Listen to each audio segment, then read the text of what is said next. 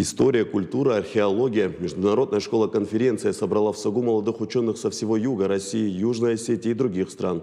Мероприятие приурочено к Дню российской науки. За 2 дня около 200 участников пройдут 5 научных сессий и представят свои первые научные работы. Тему продолжит Лидия Цахилова.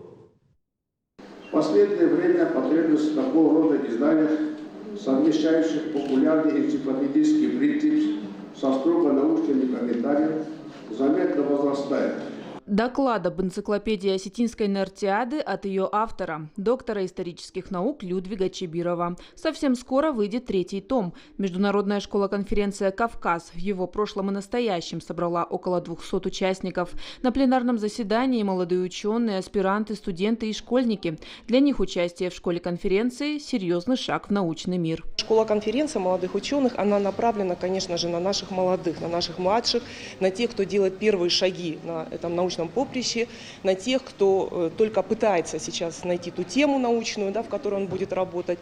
Он, наверное, ее в своей жизни еще неоднократно сменит, но наша задача показать, насколько наука прекрасна, насколько это круто и современно заниматься наукой. Нартиада стала главной темой научного собрания. К слову, здесь представители вузов регионов СКФО, а также из Южной Осетии и других стран. За 2 дня пройдут 5 научных сессий, а еще мастер-классы ученых. Северный Кавказ в древности и средневековье, во время Великой Отечественной войны и в советскую эпоху, а также современные социально-политические процессы. Темы научных докладов разнообразны и уникальны. Статья посвящена вкладу чеченской интеллигенции в победу в Великой Отечественной войне. Так как мы все знаем, что и бойцы Красной Армии сражались за Родину, а также и интеллигенция внесла свой вклад в победу над фашизмом. От конференции я жду много впечатлений, а также новых знакомств.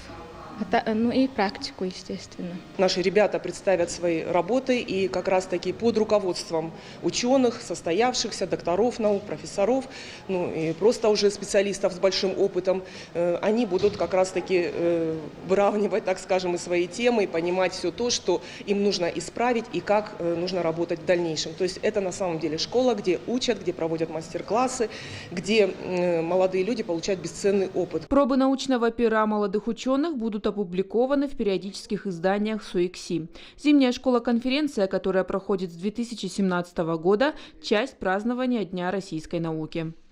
Лидия Цахилова, Алан Суанов, Новости Осетии.